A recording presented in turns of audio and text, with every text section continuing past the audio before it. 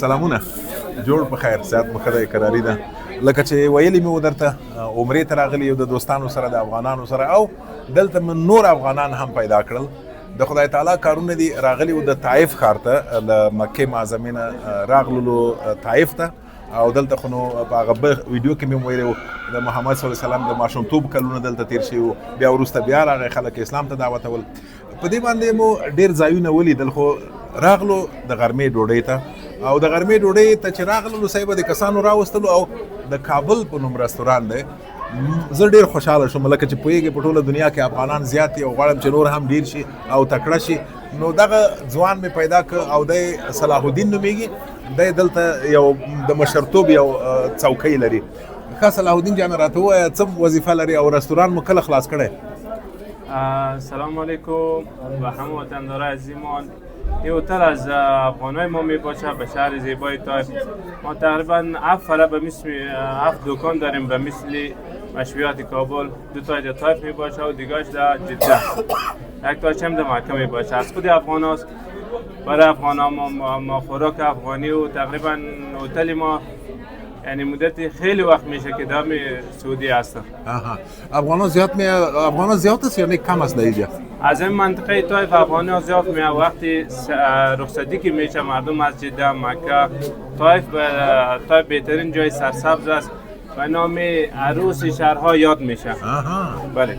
سرسبز ما هم که دیدیم در میرا که می آمدیم دشت و کوه اینا بودن و سرسبز نبود ولی اینجا که رسیدیم سرسبز بود. بله. در حدود چقدر افغان هست اینجا چی فکر میکنن و چی کار میکنن اینا؟ افغان خب بسیار از افغانای ما اکثریت از می کاری هتل و کاری موبایل فرنیچر ما شما به نام قالین فروشی و چیزا که یاد میکنیم افغانستان دیگه اکثریت کاری رستوران تو همین کارا رو پیش میبرن.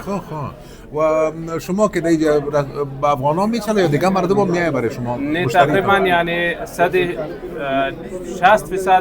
افغاناست باقی عرب و اجانب و دیگه قسم مردم ها هند و پاکستان و بنگلادشی ها. نو ستاسو مشتریان څوک ستاسو په تبه برابر دي افغانان بنگلادشیان او که عربان څوک ښه دي ستاسو په نظر؟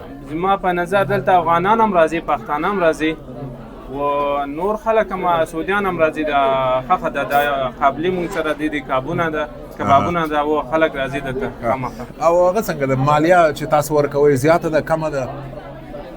هر کار په خپل مطابق کې مالیات ده. مثلا د کاروبار لپاره د شرایط څنګه دي حکومت څه کومک کوي در سره چې کاروبار شروع کړي کنه؟ و خامخا یعنی د کاروبار لپاره مناسب ځای ده. عام سہولت ډیره ده خزم با برکت ملک ده. یوه خبره کېدای شي ته راته ونه کړې خو ما ته ځینې خلک شکایت کوي عربان څنګه دي له تاسو سره مناسبات یې؟ قسم دې مونږ ښه پېژنو ټولو خلک مونږ نه راځي وځي اروپا کنټري نه هم راځي بل دې خلک سعودي خلک ډېره ښه خلک ده. او افغانان معمولا د رستوران نه هسې نور څه کار کوي دلته؟ دلته د موبایل فرنیچر هم کارونه کوي د سوپر مارکیټ هم لري. خو اوس کارونه وایي د پخوا په نسبت خراب شوي دي که څنګه؟ نه کار خو برابر دی اوس کار ډېره ښه ده ډېره سهولت ده دلته اوس د استثمار د هر چا خپل نوم کولی شي خپل کاروبار په خپل نوم کې. و خودت در اینجا که هستی اکثرا افغانا کتتون کار میکنن؟